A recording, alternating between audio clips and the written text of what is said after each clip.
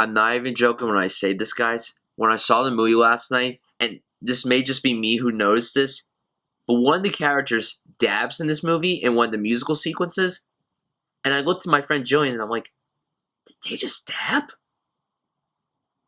What the heck, Disney?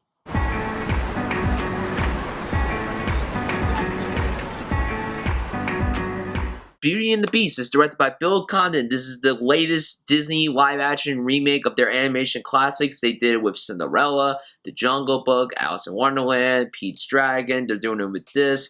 They have Mulan coming out, Aladdin coming out, The Lion King coming out. They have a lot of stuff coming out. So if you guys do not know what Beauty and the Beast is, you have been living under a rock, and I'm going to have to tell you what this movie's about. So, as you guys may know, there's this prince in this big castle, and because of his selfishness, he gets turned into a beast, as does the members of his castle. Like, they get turned into candlesticks, clocks, teacups, wardrobes, pianos, all that stuff. And we have Belle, played by Emma Watson in this movie, who gets trapped in the castle, and she has to learn how to love the beast in order to reverse the curse. Now, Beauty and the Beast, when I was growing up, this was a movie I watched a lot when I was a kid. I haven't seen the original in, I think, about a decade, and I wanted to rewatch it before I went to go see this movie last night, but I didn't have time because, you know, college, so, you know. And Disney has been really successful with all these live-action movies. I thought Cinderella was really solid. The Jungle Book was... It was wonderful. And Pete's Dragon surprised the hell out of me. So I was really curious to know what they were going to do with Beauty and the Beast. I was somewhat worried going into the movie because Beauty and the Beast is not that old of a movie. It only came out 26 years ago, so it's not the oldest of Disney movies. But I have to say, after seeing the movie, I loved it. I really loved this movie.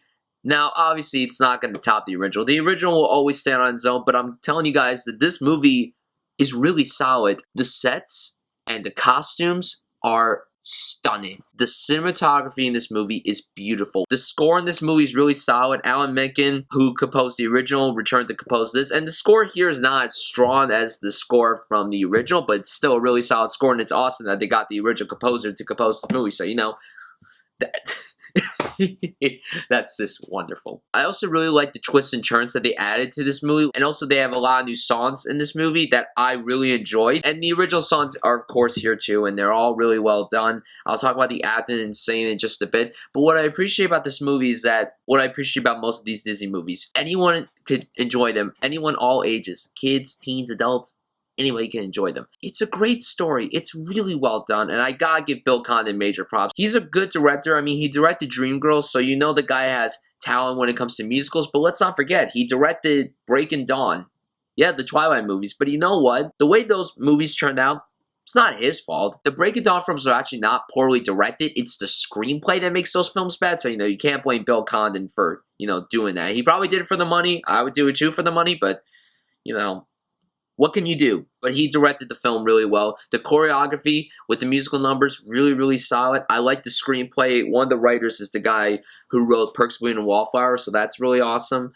And the acting, everybody is on their A game. Perfectly cast, everybody. Emma Watson, I was very skeptical going into this movie to see her as Belle because, you know, I love Emma Watson, but she's always going to be Hermione, and she did a really good job as Belle. Her acting was fantastic. Her singing was good for the most part. There were some moments where I sensed some auto-tuned, but I don't know if that was just me, but for the most part, she did really solid with the singing, but her acting was fantastic. Dan Stevens crushed it as the Beast. I love the look of the Beast. I understand some people have been complaining about the look of the Beast, but with the Beast, sure, he looks like Krampus. Not a big deal, but you know, you could overlook that because of how great Dan Stevens was in this movie as the Beast. You couldn't have picked anyone better. But the best cast in this movie easily is Luke Evans as Gaston. Oh my god.